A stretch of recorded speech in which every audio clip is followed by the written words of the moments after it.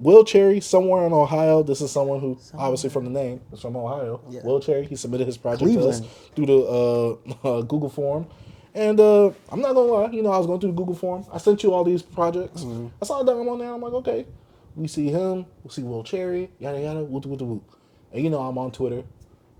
I randomly see Dom talk about the Will Cherry thing, but I already listened to it before. Yeah. So I'm like, all right, he's maybe making some buzz around here. And you also beforehand said, oh, Yeah. we should listen to that. It was crazy because it was through Don why I found this guy because I was watching one of their podcasts, finally watching a full episode on their Patreon.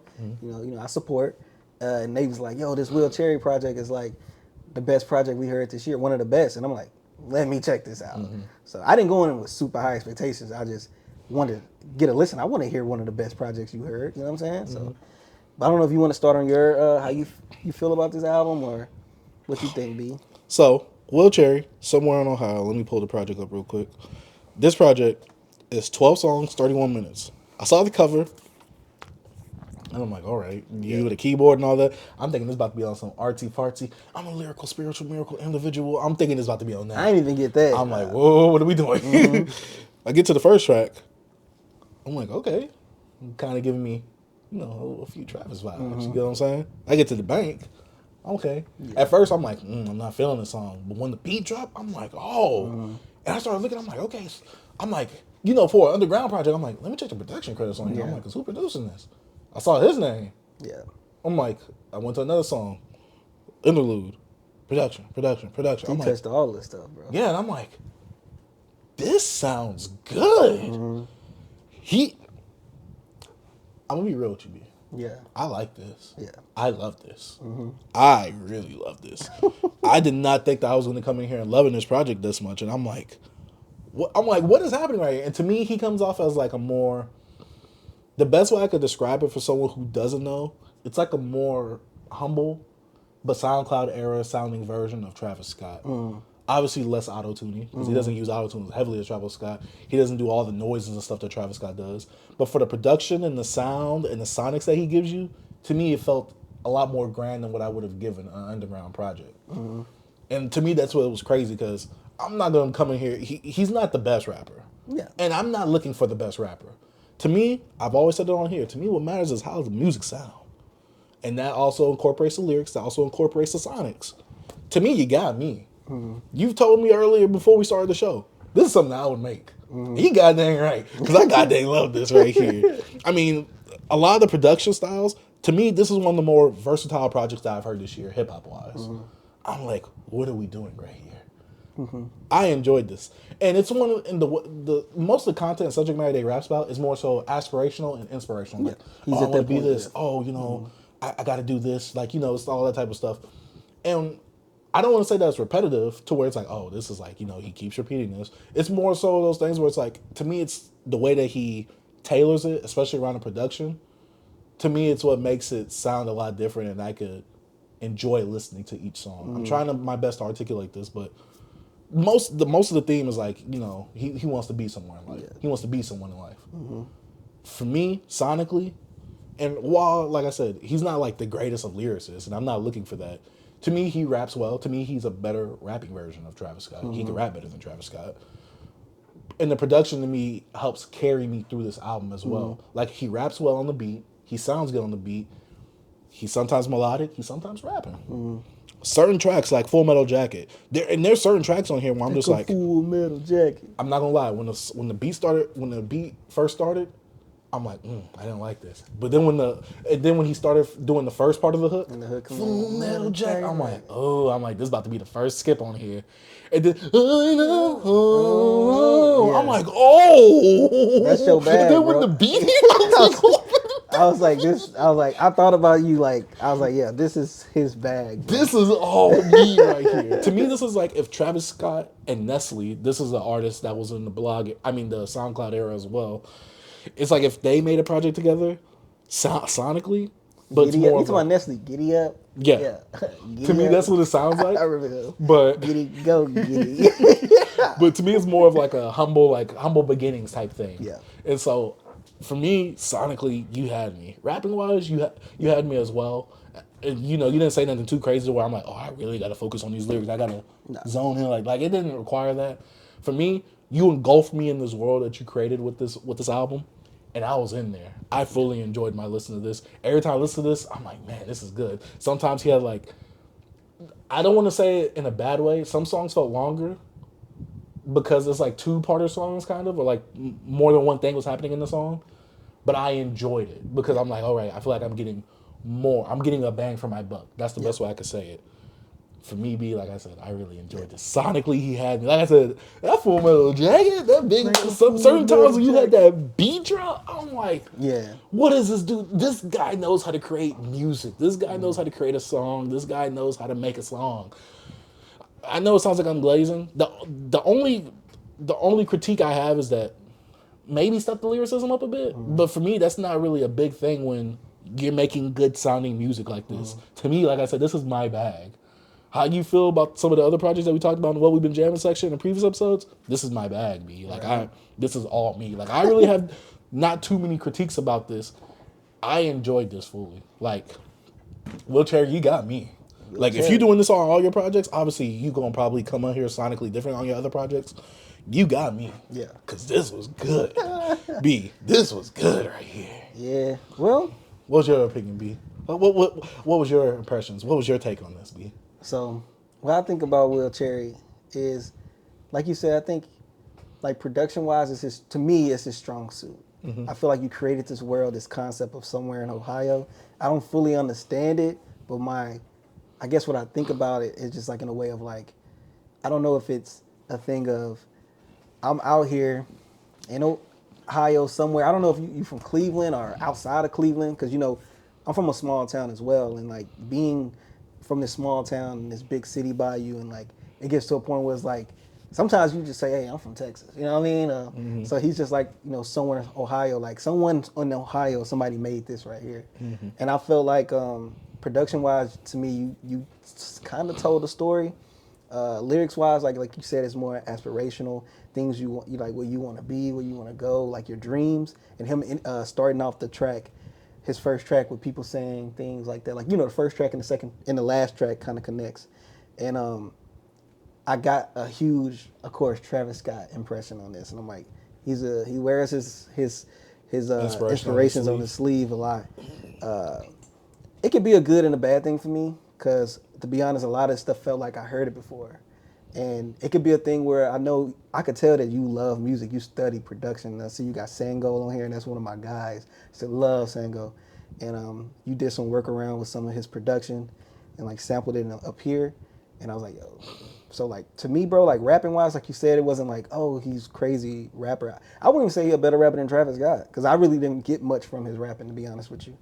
But the production, like even though I think you borrow a lot from Travis and a good amount of your inspirations, you know what I'm saying, or influences, my bad, wrong word. It kind of like had me in a way of like, should I criticize him too much of this, or also could praise him for it as well, because I feel like he added his own little elements to it as well. But what I like for him to do is kind of like make it his own in a way, because I didn't feel like, I tell you, it felt too familiar. That's why I said to me it's like a more humble Travis Scott. Just a more humble Travis Scott, because he don't have the money for the access. Yeah, but I understand, like, you took your time with this. Like, I could tell this was precious, even from like the samples and the flips and it's a sample you use in the beginning and you cut it off, and I'm like, why you didn't stick with that? I forgot what song it was, because I listened to this album like a good amount of time, because like from my critiques and stuff, I enjoyed it. I'm not saying I disliked it, but I had my qualms with it, you know what I'm saying? But you had like stuff like with Rebel, when you kind of like sample like this. At first, the beginning felt like it was like this like infomercial type song, and then it goes into that, and I'm like, I was like, dang, and it's drastically changed. I'm like, dang, with this production. Wherever you going with your production, bro, like, I think this dude is like really talented. Like when I saw this cover, I thought Church Kid pretty much, because those Casio, whatever, those keyboards, I always think about the kid playing the piano in church. And he talks about being that church guy, whatever, being a church kid. And like, I don't think he curses in his music at all. I didn't hear him cuss or anything. Yeah, he only has 3 explicit tracks on here. Yeah, and I don't even think they cuss. It's probably not even from him. Probably It's probably from from somebody other else. But overall, man, I really I enjoyed it, man, and I think this is something that will be probably underappreciated. He probably won't be able to get his name out there right now, but I feel like he got something else in him that's gonna top this. But I think he's on the start of something good. Like I haven't heard none of your past projects, but I'm pretty sure they don't sound like this. I think this probably, even though I haven't heard, I'm making this bold statement, but I'm pretty sure this is your best work. You know what I'm saying? Because it feels like a lot of love went into this project. You know what I mean? And like the dream you had of this concept of somewhere in Ohio. And another thing, I checked out his short film, and it also was like a coming of age, not coming of age, but like it's like a story of like, oh, I work here, but I put all my money on studio time. I can't trust my friends. Like he had this part when like his friend hit him up, was like, yo, I want some money or whatever. Could I get 500? And he gave his friend 500. He texted him like, yo, I sent it. And then Hum was like, all right, bet. And it was in blue. And then he texted again. He texted him and it went green. He's like, oh man. I was like, yo, that was hilarious, bro. And I think he had his girl in there and everything like that. It's cool. But yeah, bro, like I hope you really do something in this, because I think you're really talented, bro. Like you're talented with this production, bro. Like that production, bro. This your bag. You got an ear for like sounds and stuff. Like that's one thing I'm really praising, this production on here. Even though, like I said, you wear your influences on your sleeve, but it's fine, because I feel like naturally you will create like your own style. Even though it's some parts of here that I felt like, okay, that was unique. I like that. You know what I'm saying? But overall, man, I think it was pretty good. It was a pretty good listen. Yeah, I love this. I think you did good, bro. And I was thinking, I'm like, yo, if my guy right here could make music and was talented, I think he'll make this project. I was thinking that, bro. I'm like, yo, this is so B. Like, this I'm not though. I got the podcast mic. Yeah.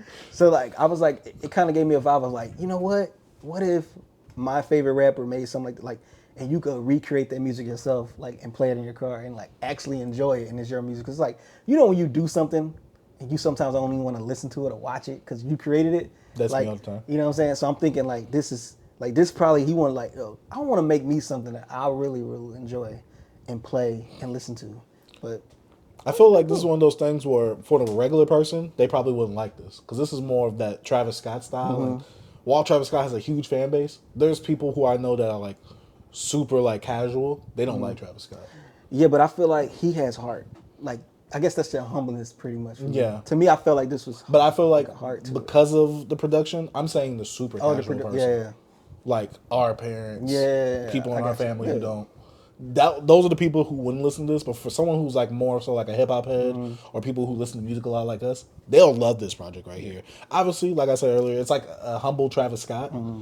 And lyrically, you like a bit better than Travis Scott, because Travis be saying some really corny bars sometimes. Yeah. At least here, he didn't say like nothing where I'm like, I don't think he was trying to. no, but that's what I'm saying. Yeah. Like, at least he didn't do that to where I'm just like, you really had to say that? Like Travis Scott, I gotta buy a girl on a bicycle. Come on. But, something like this, I'm just like, I guess for me, like I said, it's the crafting of the actual song. Like, the way that he knows, like, and to me, this is similar to, like, how I used to love Big Crit. But for this is more about the atmosphere and, like, what you're going for. The world he created. Exactly, because, like I said, the best example I can give this to you is obviously, like, a Full Metal Jacket, where this is, like, a song that's not supposed to be setting the tone of the album, but it's one of those songs in the album where it's, like, you start the song off, and you're doing the non-traditional hip-hop song where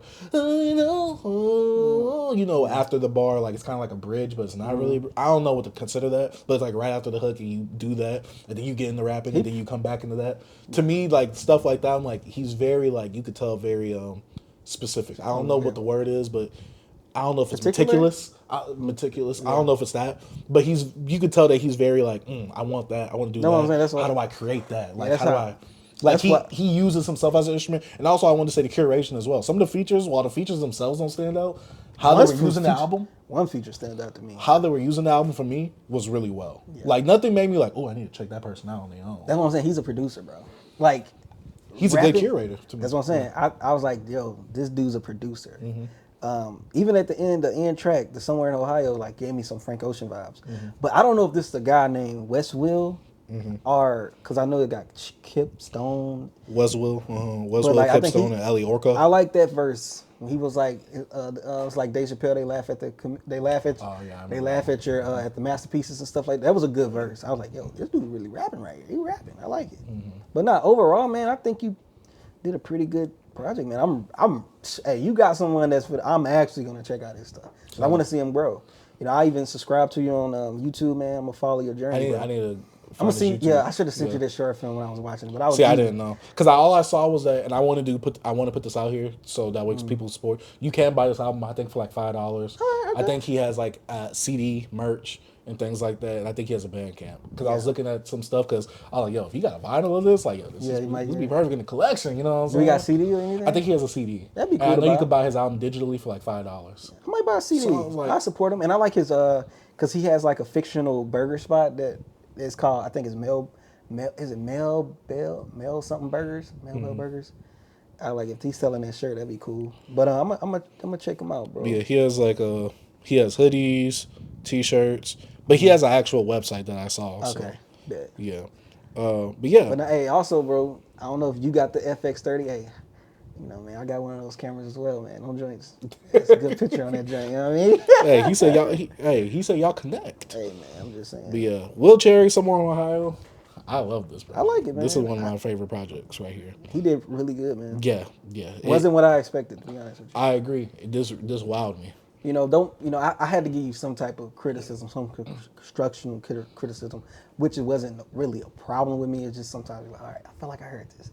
But, you know, I always know, I was like, dang. Like, it was some stuff, some beats, I'm like, I heard this somewhere. It was like, especially Motion, the beginning of Motion, I'm like, I heard that before. I just couldn't pinpoint it. Yeah, for me, like I said, like subject matter wise and how he sounds, like rapping and vocally, he sounds like someone from the SoundCloud era in terms of like the music I used to listen to back then.